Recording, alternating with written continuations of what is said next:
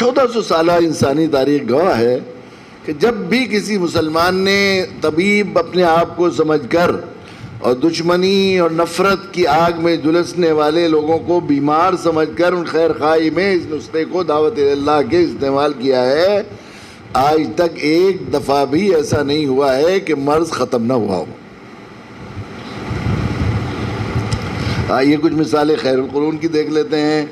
وہ عمر ابن الخطاب کون تھے؟ مکہ کے ایک جری بہادر، جن سے زیادہ کوئی اور ان کے معیار کا مکہ میں کوئی نہیں تھا۔ گھر سے نکلے ننگی تلوار لے کر، کہاں جا رہے ہیں؟ دار ارقم۔ کیوں جا رہے ہیں؟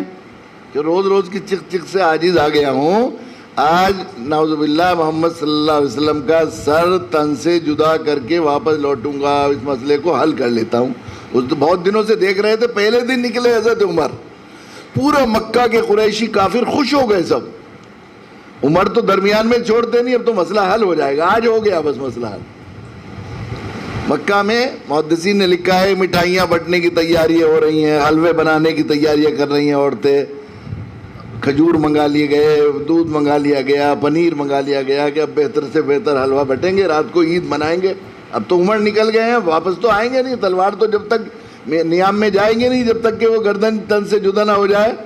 راستے میں ان کی بہن فاطمہ ابن الخطاب مل گئیں، انہوں نے دعوت اللہ کی ایک بنٹی ان کی زبان پر رکھ دی، حضرت عمر رضی اللہ تعالیٰ عنہ کی۔ تو دار ارقم تک پہنچتے پہنچتے کون بنے؟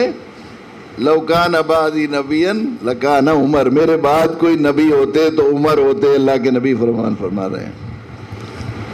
دار ارقم میں کس لیے حاضر ہوئے؟ وہی تلوار رکھ کے لے کے کس لیے آئے؟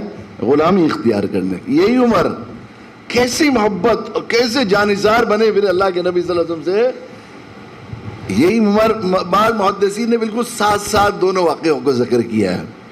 یہی عمر جو مکہ میں ننگی تلوار لیے جا رہے ہیں اور کہہ رہے ہیں کہ بس آج چک چک سے عاجز ہو گیا ہوں، آج میں بس یریدون لیطفئوا نور اللہ بافواہہم، آج اسلام کی شمع کو گل کر دوں گا، ختم کر دوں گا جنجال۔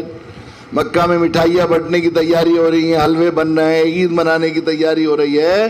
یہی عمر رضی اللہ تعالیٰ عنہ جب عمر بن گئے، جو ہے عمر فاروق بن گئے، اللہ یہ لکھا ہے محدثین نے کہ مدینہ منورہ میں اللہ کے نبی صلی اللہ علیہ وسلم کی ہجرت کے بعد جب آپ کا وصال کی خبر مشہور ہو گئی، وصال ہو گیا آپ کا، تو یہی عمر رضی اللہ تعالیٰ عنہ مسجد نبوی کے دروازے پر ننگی تلوار، کسی نے کہہ دیا کہ اللہ کے نبی کا وصال ہو گیا ہے، تو ننگی تلوار گھر سے لے کر آ کر مسجد کے دروازے پر کھڑے ہو گئے۔ جو یہ افواہ اڑائے گا کہ میرے نبی کا وصال ہو گیا ہے، میں اس کی گردن تن سے جدا کر دوں گا۔ میرے نبی تو جس طرح موسیٰ علیہ السلام کوہ طور پر جایا کرتے تھے، اپنے رب سے ملنے گئے ہیں، واپس آئیں گے تو سب کی غلط فہمیوں کا قلع کما کریں گے۔ اللہ کے نبی کے وصال کا صدمہ برداشت نہیں کر سکے، ہوش کھو دیے، وصال ہو گیا تھا لیکن کہہ رہے ہیں کہ کیا وجہ تھی؟ وہ محبت جانثاری۔ اس دعوت اللہ کے نسخے کے استعمال کے بعد، شفا یابی کے بعد حال کیا ہوا؟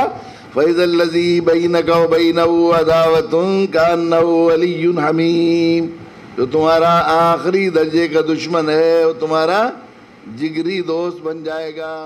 خالد